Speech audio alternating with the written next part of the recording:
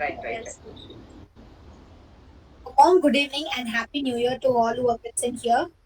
Let me introduce myself. I'm Ilakya from 2nd MA English, student of Queen Mary's College. I welcome you all to the fortnightly symposium of the Research Department of English, Queen Mary's College, on behalf of the Intandem Research Club. The theme of this academic year 2024 to 2025 is conflict, peace, reconciliation, and planetary well-being. And the today's topic is breaking hegemonies, caste, race, etc. Without any further delay, let's move on to today's presentation. Now, we are honored to have a distinguished keynote speaker, Dr. I. Felicita Mary Praba, Assistant Professor, Department of English, Loyola College, Chennai. Let me give a brief introduction about ma'am. She has 16 years of teaching experience, and ma'am has done various paper presentations in national seminars and paper publications. Also, she has been the editor of some books like Echoes for Dawn, an English course book for critical thinking, etc. Now, ma'am will be presenting on the topic breaking hegemony, caste, race, gender, etc. We are greatly privileged to have you with us today, ma'am. Now, I request Dr. I. Felicita Mary Prabha, ma'am, to take over the forum. Oh, thank you for the introduction and good evening, all the queens of Queen Mary's. And I wanted to thank Dr. Maria Preeti ma'am for the opportunity that she's given me. And let me start. Okay, so breaking the hegemony. Uh, if we actually go by this the word hegemony as such, I would like to begin my presentation with a quote by Muhammad Tarbush in his My Palestine. Unbridled ideological fervor, which is not contained, limited, from whomever it may come, produces the same reprehensible outcomes.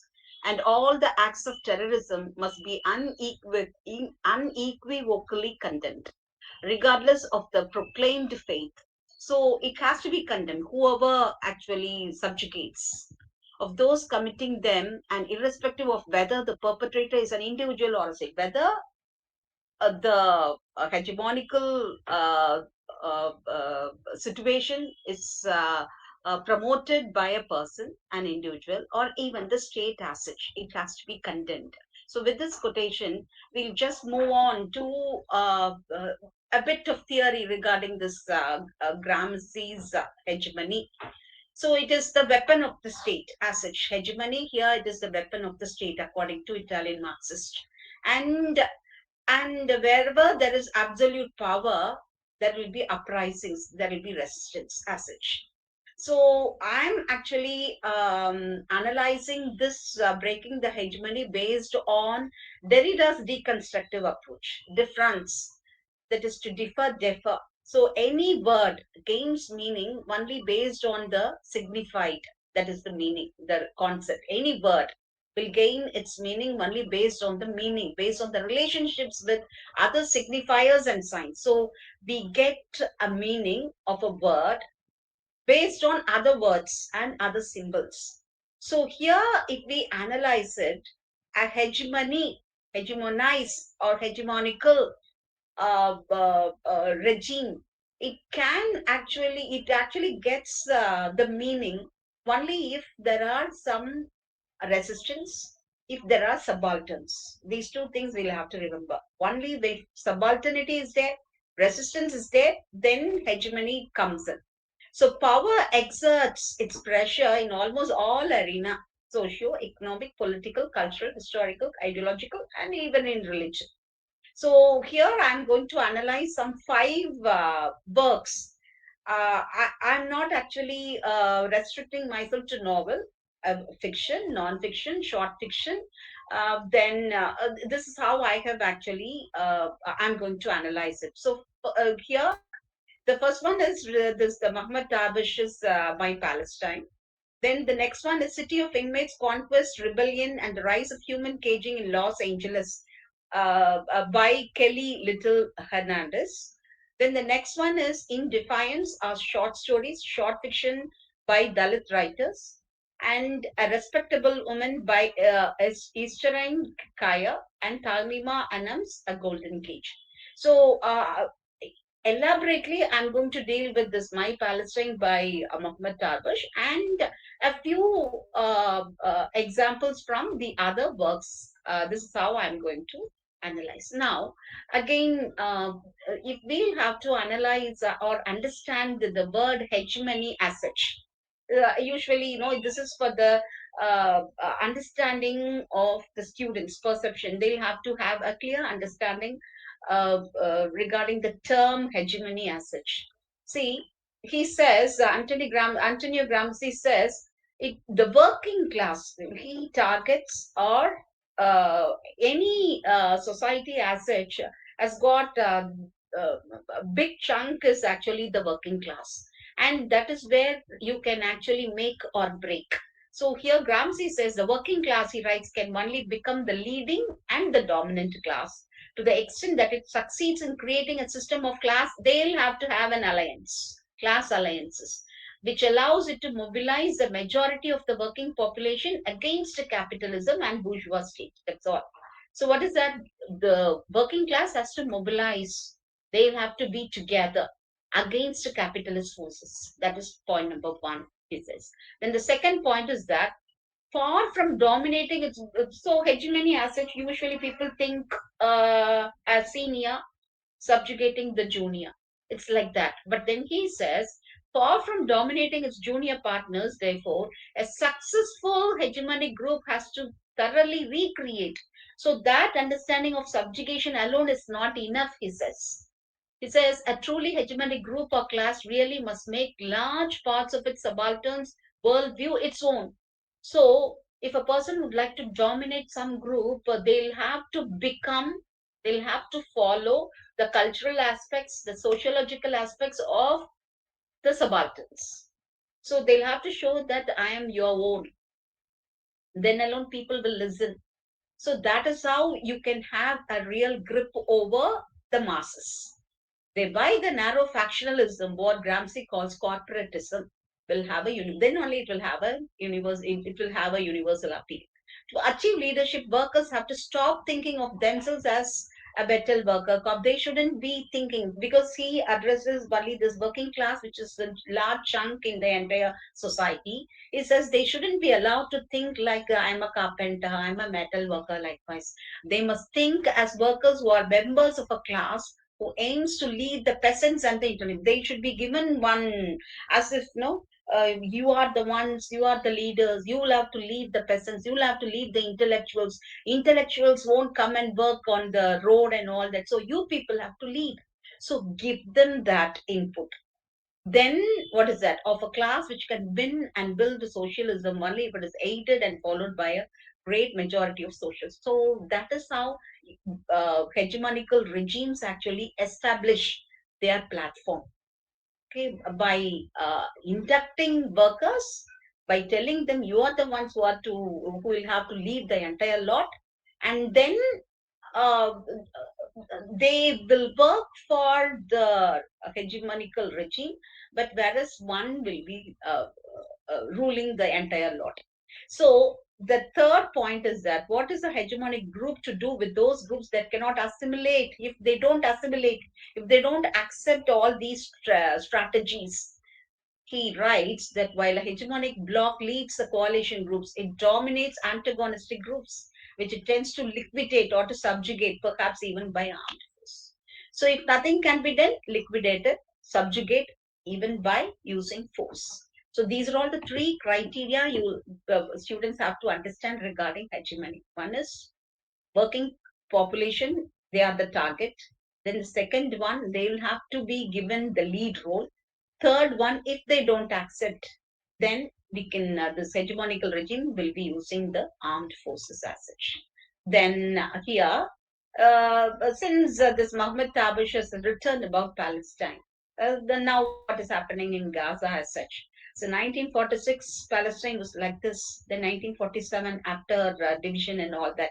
1961 war, it has become like this. So slowly it has dwindled. Now Palestine is just tiny pockets here and there. And this is where the Gaza Strip is. So in the next one I have given, this is the Gaza Strip surrounded by Israel. See, you will have to understand one side Egypt, on all the other sides, Israel has got control, even the sea route. So Palestinians are just confined within this particular area. So, if we understand this geographical condition, then we will know what actually is happening over there. So, Israel has total control over the Gaza Strip as such. Now, he actually has given all the historical evidences, facts, and everything. So, he says UN actually voted for the partition, and in November 1947, and 55.5 percentage of the country went to Israelites. But then what, they were not happy about it. They were actually annexing more and more. And this writer Mohammed Tarbish was actually born in this village, Beit Natif. And even this Israelites, they don't want to leave this Beit Natif because it was in a strategic location.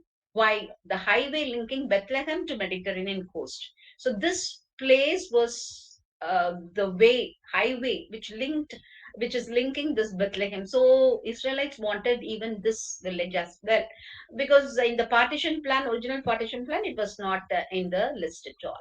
So likewise, if we go on reading how these people were made to go out of they were driven out of their big native, that is a village, and then they were made to stay on the roads in Jericho, and like as refugees. So in temporary tents when it was raining or it was flooded, sometimes even the tent will collapse. These people, they felt very bad because they were once upon a time, they were the landowners, but now they are on the streets. So life became dominated by a few crude necessities. See, instead of thinking about so many other things for them, I have to keep myself warm, attempting to keep warm, standing in queues for food. And humiliating of all is that they'll also have to stand in the queues to get the clothes. So these are all the things that they were, made to think of, and nothing else. And men, unemployment was there. Men had to stand in the queue to get, in our word, a laborer's job. They'll have to stand in the queue, and his own father, who was owning a land, who was growing wheat, figs, olives, who half people, no, very many people were working for him, but now he has to expect the hands of someone else. Okay, so now this refugee camp in this area, this Jericho, was actually having 3,000 inhabitants only before the war, but after the war, 1 lakh people actually were there. Then again, how all these things started, that violence started, it started because of this Deir Yassin massacre. They did no ethnic cleansing, this is the word that they use. So various people come out and tell about the atrocities committed by the Israeli regime. So again, Yehoshua Zetler, he is actually the Jerusalem commander of Lehi. He says, house after house, we are putting in explosives and they are running away.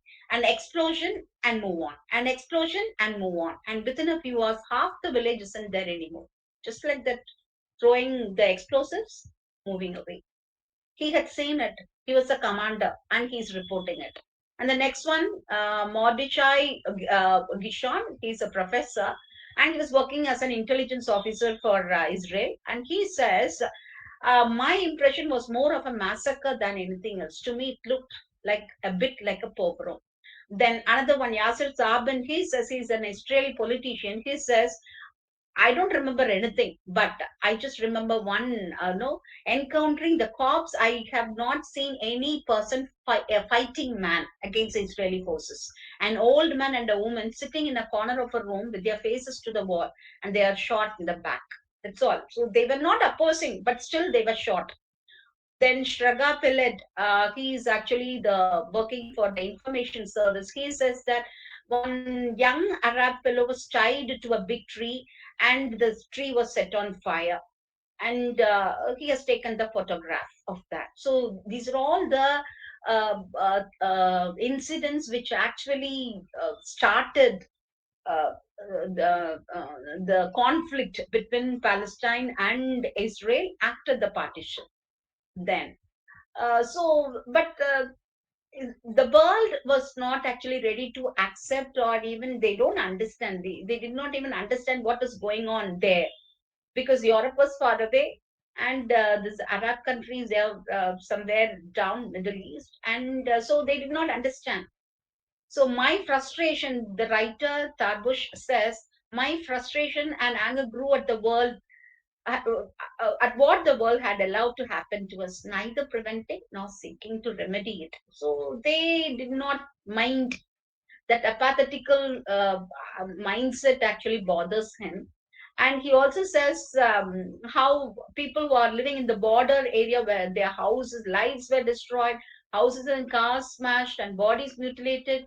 Israeli troops in tanks and armored vehicles raced through Sinai, triumphantly waving their flags. So as and when they demolish something, then they show how they are victorious and all that. These were actually showcased in the television, and the sufferings of the Palestinians were not shown in the Western media, was not telecast. Then here, how the nearby countries, Egypt, Jordan, and Syria, they were all attacked. One of the commander of the Israeli force, he says, when we attacked these three countries, okay, Egypt, Jordan, and Syria, that is in 1967. No, they have planned for that attack for 16 years. 16 years planning had gone into those initial 80 minutes. 80 minutes crucial, and we planned for it for 16 years. We lived with the plan, we slept on the plan, we ate the plan, constantly we perfected it. See how a hegemonical regime actually thinks about their strategy. This is how it is done. Then 1948, again, what happened? They wanted to erase any vestige of us. They wanted to demolish villages. They changed the streets names. Then they confiscated the land deeds, tax receipts, any evidence proving that we ever existed. So one point of time, the all the cultural aspects of the Palestinians became the cultural aspects of the Israelites. That's all. These, even the dresses, or the no, they said this is how we people dress, Israelites dress. So that's how they changed everything. Then he says that why not an Arab Union like European Union? If at all we'll have to counter, if we'll have to counter the violence from uh, spread by this, or done by this Israel, we should have a stronger Arab Union. This is what he says. Then why? Because Palestinian leadership, they are incompetent. They are nowhere on par with this Israeli leadership in lobbying and all that, lobbying the Western leaders, political leaders, or Western media, and all those things. Then here is where I have taken a few photographs. How no, because the Gaza Strip is in one part of one corner surrounded by Israel. This is how they bring things from outside. They dig tunnels, and then that tunnel, because they can't actually cross the border and all that, illegally they bring even the sheep, to lead an ordinary, day-to-day life. They'll have to do this. Digging tunnels is the one of the major job that Palestinian youth, they are doing, seems.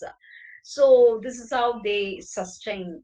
Then this first intifada, second intifada, these are all the uprisings that happen. They were actually Palestinian people. They understood the problem. They were undergoing through so much of crisis and all that. How they have demolished their life, or destroyed their life, demolished their houses, then shattered their what is that, future. So one group took to arms. The other group, what they were doing is non-violent means, such as popular resistance against Israeli occupation, boycott. They even were boycotting all the Israeli products. Then peaceful protests, strikes, and civil disobedience. They also did this. Then say this is the Israeli tank, a mighty Israeli tank, and these small kids are throwing stones. With stones, can they actually, equate the might of the opponent? But then this shows how they are not at all, no, they are not equal, that we know. But in what way they can actually fight against such a mighty nation? So this is a picture I thought. Then again, they were in various other ways they were trying to stop the Israeli forces by from annexing their own area, at least here afterwards. That's how they thought. Okay, they have got expanded their territories. At least the bit of things that we have got, let it be for us. So in July 2014, then 5 years after 2008-9 war on Gaza, Israel again decided to mow the lawn. This is the term they use, it seems, mowing the lawn. It is a metaphor. Mowing the lawn means assaulting on Gaza, periodic military assaults on Gaza. How uh, uh, how they don't bother, they don't care about the humanitarian situations that will be there in Gaza, mowing the lawn. This is the word, phrase they use. Then in 2018, what happened? This Palestinian people, they were to organize peaceful rallies, dubbed the Great March of Return. Every Friday near the fence, that separates Israel and this Gaza. They were standing near the fence and they were just marching. Okay, and for no a peaceful solution to whatever is happening. So see, your fencing was there initially, but now Israel has built such a huge wall. Israeli kibbutz of native Hashara near the border between Israel and Gaza Strip. So this is how they do things, propaganda. And the next one is like the phrase mowing the lawn. Another word they use is transfer. Transfer means ethnic cleansing. Transfer them. We'll have to cleanse this entire area. We should have no one should be there. Palestinians should not be there. So say ethnic cleansing of Palestinians euphemistically referred to as transfer as a condition for the creation of a Jewish state. So, curfews, extrajudicial executions, detention without trial, torture, land confiscation, forcible transfer, movement restrictions, demolition of homes, uprooting the olive trees became daily routines of Palestinian suffering that continue till this day. Then now what is happening with but here he has returned. Initially, Western media was very highly supportive of the Israeli regime and whatever they did. And Guardian, the weekly no, the magazine was actually in support of Israel. Now, after looking at whatever Israeli regime is doing, it has stated in its own article, as the Guardian frankly declared on 7th May 2021, for example, Israel today is not the country the Guardian foresaw or would have wanted. We thought of someone thing, but what is happening now, we did not even expect, and we don't support this. But by now they have destroyed almost everything. But now only the Westerners actually feel guilty about what is happening now. The point is why they have supported Israel is that again it goes back to the Holocaust period, and they feel guilty. They felt guilty, and thereby they supported Israelites. But they did not know that when they give the land of one particular group to another group, that they are confiscating and giving their land to someone else. But then now everything is done. But what is the solution? And here again, he says about how houses are all bulldozed. Helicopter comes every now and then, it strikes. So this is how this is what is happening in Jenin camp. Then Mohammed Tarbush actually ends the autobiography by telling that two-state formula, the whole world was actually they are the ones who have given, but he says that it is not possible. One state wherein you will have to coexist. Why don't we think in such terms? Otherwise, there will be always such a crisis will be there. Uh, and he also states in due course of he says how these Palestinian refugees are taken in trucks inside Israel and they are used as cheap laborers. So they are giving jobs. They are the ones who have electricity control over Gaza Strip. They are the ones who have even every natural resources are under their control. The sea route is under their control. Two sides the land is under their control. So one side sea, two sides what is that this land, and on one side alone Egypt is there. So they have got overall control of this small strip, and they are annexing, expanding, and they don't want any opposition. So that is where this hegemony as such, we are for you. We are giving you a work. We are providing you electricity. We are providing you jobs. But what should you do? You will have to accept us. So with that, he actually this hegemony applies like that. And but then he says that the two-state formula won't work. One state. That's how he is in it. Now, the next one is in Defiance of Stories, short fiction by Dalit writers. So this is done by our own, this V. Ramakrishnan is as a scholar in University of Madras, and he has translated, one of the translators. And this short story, Wetness, actually tells about how the plight of the people who work in the match factory and how an ordinary person, a mother, actually brings in the flour which is mixed with zinc, but then daughter consumes it and then she dies. Okay, the thing is, here they portray the constant struggle to find enough, to find belly and cover the body, waiting for the release of death. That's all. They want to have food, want to cover themselves, and they can only wait for death, nothing else, because the condition in which they are working. See, no sun, the boxes are still wet, so the factory is shut. No chloride, shut for 10 days. Labels haven't arrived, so shut. Then they shut for 10 days with no explanation at all. And then what do they say? They say the stocks haven't moved. They claim they are thinking of making a change in the size. With all this, finally, only 10 days of work in the month. During Ipasi and Kartige, virtually no work at all. During summer slogging days, day and night, all those thousands like us who are depending on this kind of job for their survival. So this is another, how their future is very bleak. Okay, that is there in this short story. In the next short story, Ponnammai, here how a lady was abandoned by her husband just because she was taking bath in a well when she brought lunch for her husband and his brothers. That's all. She did not commit anything else. She took bath when these men were working. Okay, let them come. They were actually delaying to come and have food, lunch, and in the meantime, she was taking bath. And for that, this lady was abandoned by her husband. So these are all the why we are trying to fix this under this breaking the hegemony title is that how these people actually face a crisis. Ordinary people face crisis in their life for irrelevant things.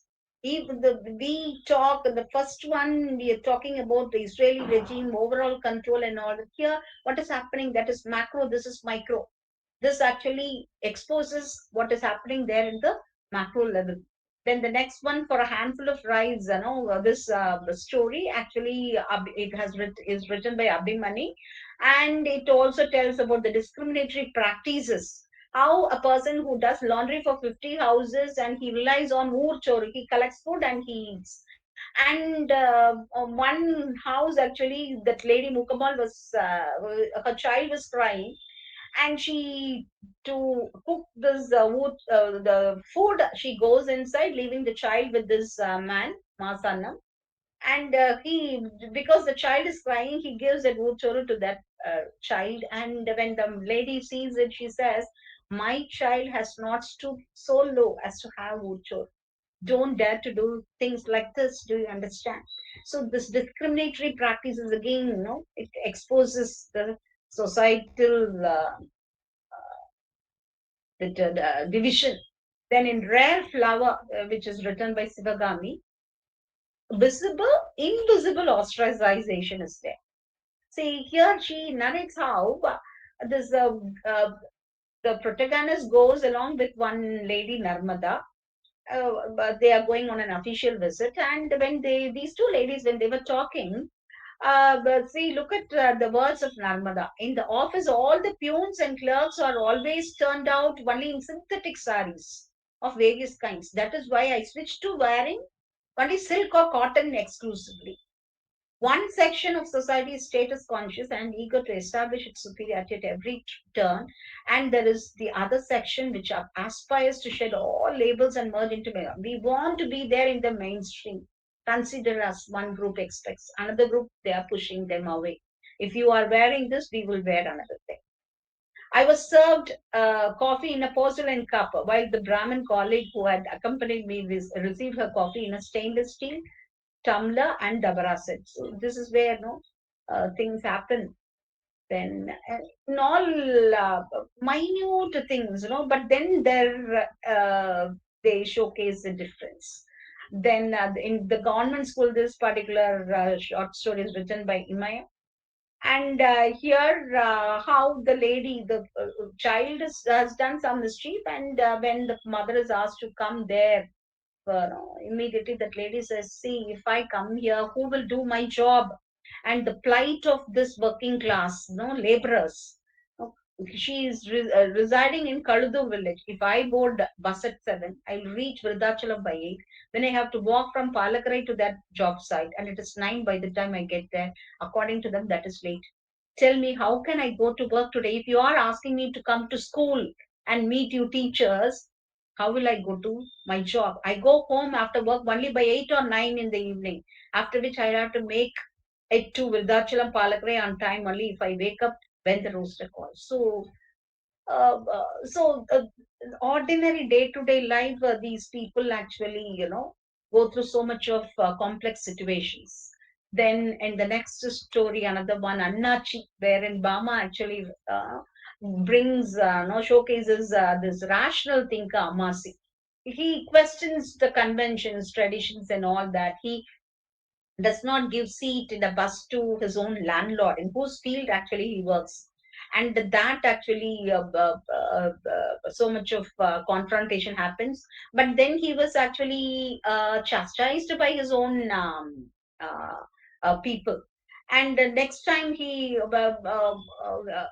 actually goes and someone says you can go and water the fields of this Jay Shankar, another landlord. And when he goes, he says, "Anachi, did you call me?" or something like that. Then that man, actually, that landlord, takes offense. "How can you call me as Anachi?" That confrontation. Then the third one, she says, Bama narrates how his own people actually tries to chastise him, but then he says, uh, the last week when I addressed the scavenger Irlappan as Annachi, you all criticized me for addressing him that way. But now when I'm calling this one as Annachi, you are blaming me. Why are you doing this double talk? Oh, a rational one. So these stories actually, they showcase the plight, the suffering, the survival of the people who are in the peripheries. And their yearning is that, will you not consider us in the mainstream? Again, the hegemony, as I told, macrocosm, microcosm, it showcases what happens there. And that showcases what happens here. Macrocosm, what happens there, showcases what is happening in the smaller level. Microcosm is actually showcasing what should happen. That's how it is. So city of inmates, The next one, Conquest, Rebellion, and the Rise of Human Caging in Los Angeles. This is written by Kelly Little Hernandez. This is about how blacks are actually targeted and imprisoned in the various prisons of US. Mass incarceration is mass elimination. Take them, put them inside. That's all. Incarceration operates as a means of purging, removing, caging, containing, erasing, disappearing, eliminating targeted populations from land, life, and society in the United States. That's all. This is how they make people disappear, eliminate populations. That's all. Then for that they say we are waging war on drugs. Then broken windows theory. Then they will say war on terrorism. In all possible ways, they bring in some theory, but then their idea is to stop one particular group from thinking about welfare, thinking about progress. Where all mass incarceration, that is imprisonment, happens. And who are they actually imprisoning or putting them behind bars? Latinos, namely Mexicans, Central Americans, fill the nation's immigrant detention centers.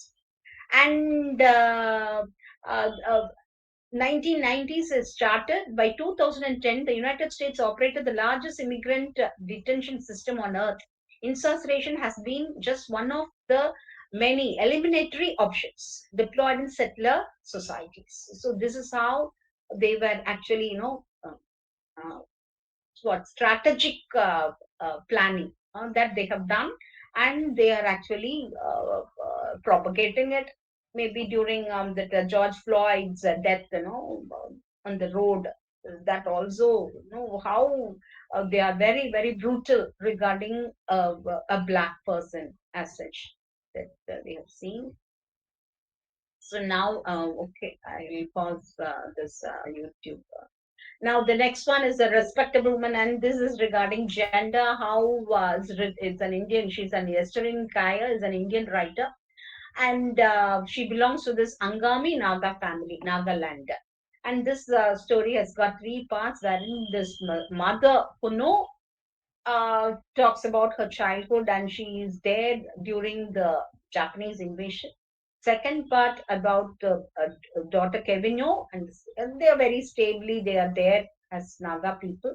But when Japanese were defeated, colonial people came in, and at that time, what happened? The Ubi, the Kevino's friend's daughter, is now mother passes away, so she is orphaned. So at that time, no, what happened is that this one particular character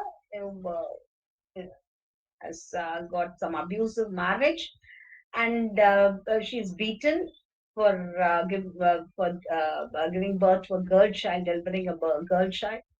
And there is also some sort of no, if a girl becomes pregnant, and it is out of wedlock, then naturally they segregate her, ostracize her. But then this particular girl, Kevino, actually takes a strong stand, and then she says that I won't get married. I will adopt Ubi. I will become a mother. I will question the ways of this society. So this is how she takes a stand, and then she shows that I will be able to sustain. So this is regarding this respectable woman, and also it brings in some sort of the trade union, how they are working for the independence of this Nagaland, and that is what is given there. And then this golden age, the final story by Tahmima Anam. She's a Bangladeshi writer, and she narrates about the life of Rehana Haig. She's there in uh, actually she belongs to an aristocratic family in Calcutta, but then she gets married in Dhaka, and she's having two children. She has two children, Maya and Sohail. But what happened is that all of a sudden her husband dies, and immediately the husband's brother files a case in court, and then gets the custody of the children, because children should not be with my brother's children should not be with this Rehana, and he takes the custody of the children. So then there is a fight in the court, so much of challenges she meets, and finally she gets back her daughter, children. And at that time, what happened? There is a partition problem. Partition of this East and West of Pakistan happens. And then this is the backdrop. Partition of these East and West Pakistan is the backdrop of the story. And here, this Rekana's story is woven. And the two children now, they are grown up, and both of them are no, they are very much attracted towards the revolutionary ideas and all that. And this one child, the daughter actually wears white sari, and she drops all the colored clothes, and then she participates in all the marches, rallies against the uh, West Pakistan.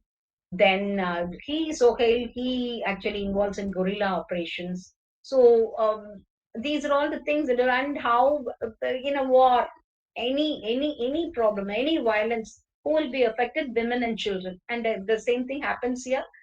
Immediately Pakistani army enters inside, they kill innocent people, they rape women, they burn villages after villages. This is how, and anyone who resists will be killed on the spot. So these are all the things that happen, and Maya, the daughter, understands her own friend Sharmin is raped and killed, and then she is totally displeased, and then she goes to Calcutta. And when all these things are happening, she decides that I will write.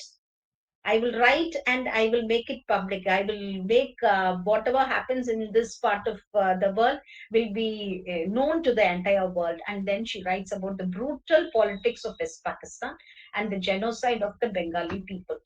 And that is how it is done. And so women, when they go through such crisis, how the psychological imbalance happen, and how they cannot come out of it.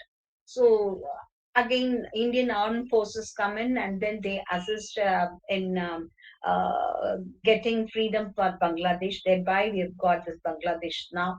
So that is how she actually has narrated it. So, but then what happened is that men have fought for independence of Bangladesh. Women also have fought for the independence of Bangladesh. But then men are proclaimed as heroes of war, whereas women are not praised there. Women don't have any position there. Okay, they deserve, but then they are not praised. And so this is what is happening there. And thereby now, after getting independence and all that, when women actually ask for, we have not got any laurels for what we did. And immediately Bangladeshi government announced 6 days after the end of the war, the new Bangladeshi government publicly designated any woman raped in the war a Bairangona, that is a brave or courageous woman. Bangladeshi state uses the term to mean war heroine. They announced that. And that is how, and because these women have faced double violence. One thing, they got arrested because of the freedom struggle in which they involved themselves, and again the torture that they had to face because of men. So these are all the things that on this golden age actually narrates. And now I'm ending my presentation by quoting Elie Wiesel's Elie Wiesel's statement. Elie Wiesel is a Jewish writer, and he narrates about the Holocaust times. And he ends his this again memoir like this. Did I write it? He writes it in the preface. Did I write it so as not to go mad, or on the contrary, to go mad in order to understand the nature of madness, the immense, terrifying madness that had erupted in history and in the conscience of mankind? Or was it to leave behind a legacy of words, of memories to help prevent history from repeating itself? I only know that without this testimony, my life as a writer, or my life period, would not have become what it is, that of a witness who believes he has a moral obligation. So, why all these people have written about suffering? Why all these people have written about some complex situation? Why people have narrated about war times? That is because he has a moral obligation to try to prevent the enemy from enjoying one last victory by allowing his crimes to be erased from human memory. So we'll have to write to communicate to people that These things have happened, shouldn't happen here afterwards, at least. At the same time, in his Nobel Peace Prize acceptance speech, Elie Wiesel actually tells, we must take sides. Neutrality helps the oppressor. So we shouldn't be telling I support both, or I don't, I won't actually support this or that. Both of you have to restrain yourself. No, he says that we must take sides. Neutrality helps the oppressor, never the victim. Silence encourages the tormentor, never the tormented. Sometimes we must interfere. So we'll have to interfere, we'll have to write, we'll have to create awareness, we'll have to make people know what is happening in which part of the world, why, how, all the details have to be given. Then let people decide. And when they decide, it has to be a strict yes or a strict no. That is how we can break this hegemonical thing. Okay. So this is how I have ended it up. Okay, now. Any questions? Thank, thank you, ma'am. Audience, now it's your time. If you have any questions or feedback, you can proceed with that.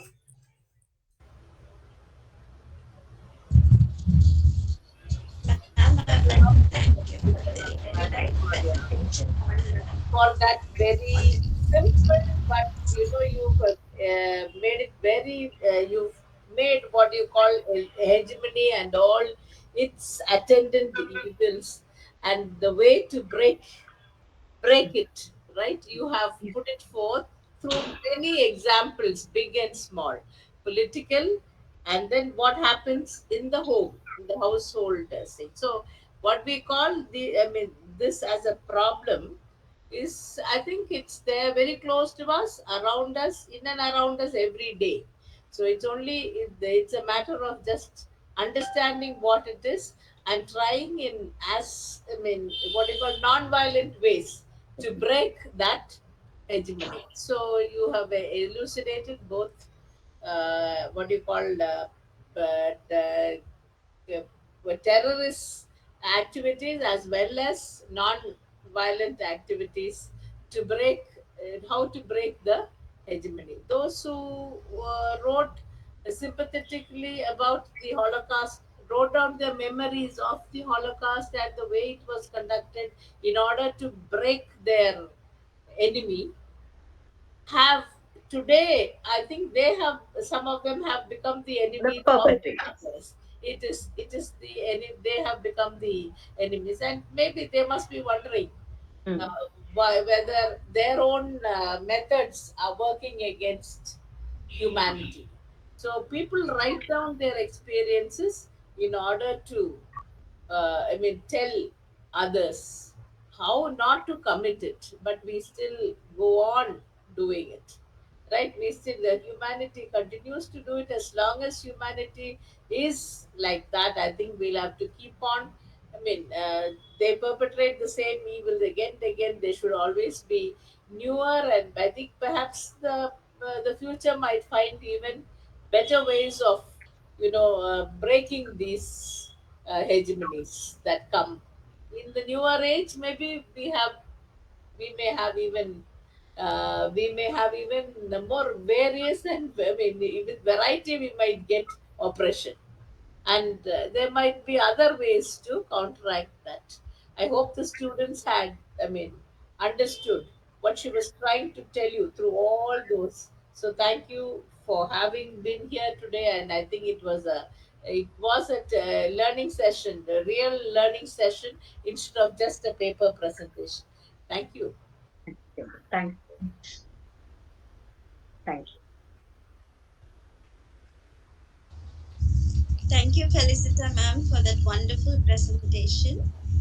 In fact, our students are learning about hegemony in their paper this semester, and your presentation would have definitely helped them to understand the term in all its aspects. I too enjoyed listening to you, ma'am. Thank you so much. Thank you. Thank you. Thank you. Students, if you have any doubts, you can ask. Ma'am, I have a query Ah, regarding what you had said about the Palestine problem. mm, And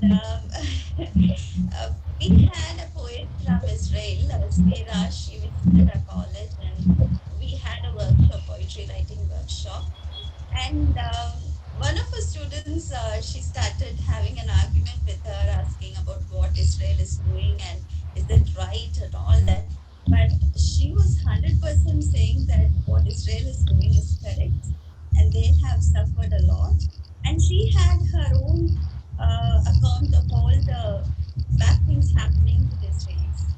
So we really not clear about what is happening there. So, but as history says, after the Balfour Declaration, how Israel was formed, and we can understand that. But right now, it has just got out of hand. I think both the groups fighting, and I keep wondering what is the solution for all this.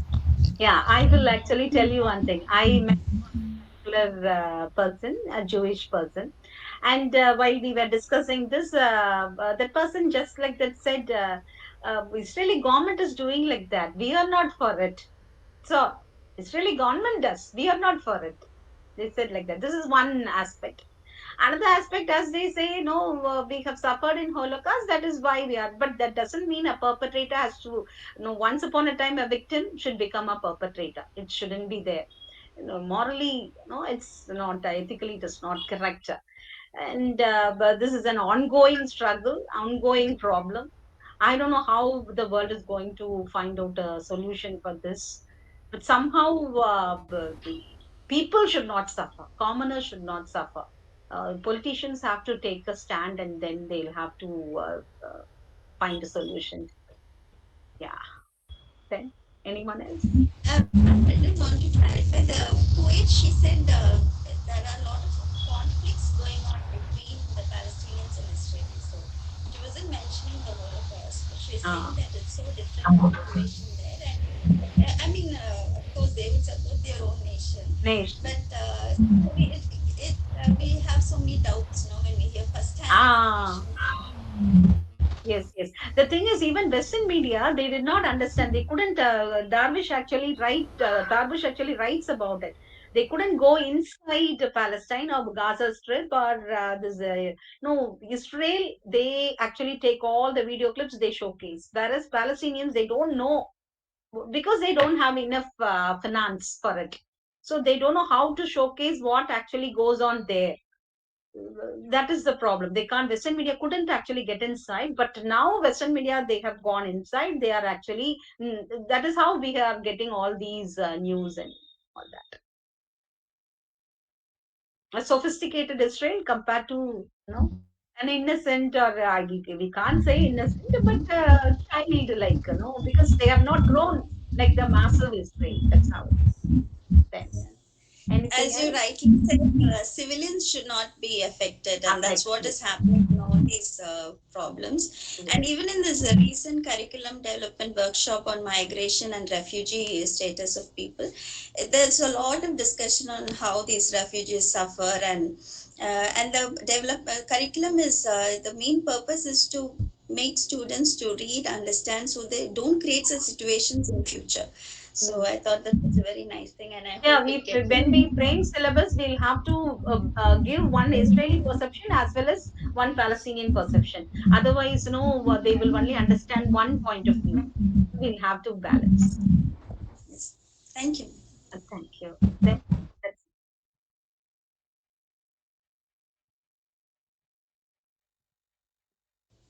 Students, do you have any queries, or if you can even give your Hello, comments ma'am. on the.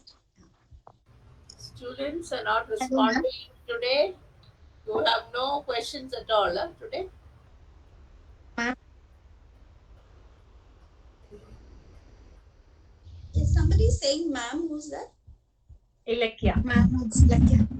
Yeah, if you have any doubt, you can ask, like, yeah. I just have to add on to what you said. Uh, it was very nice listening to you, ma'am.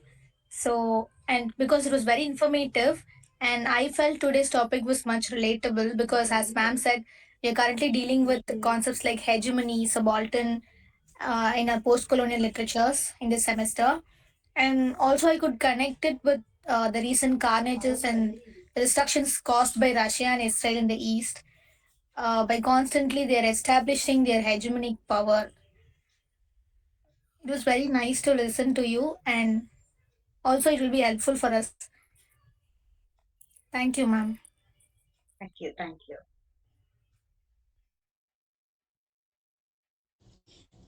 Ma'am, it is a very good lecture. I will definitely ask all my students who could not attend today because of the Pongal and their traveling, but they can please listen to the recorded ones. Oh, okay, Thank okay. you. You have recorded. Okay, It okay will then. be recorded, ma'am. Yeah. Okay Thank then. you. Thank you so much. Thank you. Thank you. Like, We yeah, can you go. can go ahead. Okay, ma'am. Now we have come to the end of the session. I consider it an honor to put forward the vote of thanks. I extend my heartfelt thanks to today's keynote speaker, Dr. I. Felicita Mary Praba ma'am, for her insightful presentation. A special thanks to our college principal for her constant support, and a sincere thanks to Dr. Maria Priti Srinivasan, Associate Professor and Head, Department of English, for providing various research opportunities to the scholars. I thank all the faculty members and research scholars who are present here today. Yes, we will be having more fascinating speakers with fresh topical discussions in future. So let us meet on the 24th of January for our next symposium meeting. And now it's time to disperse. Thank you. Thank you. Thank you so much. Thank you. Thank Thank, you for thank, listening, thank you ma'am. so much.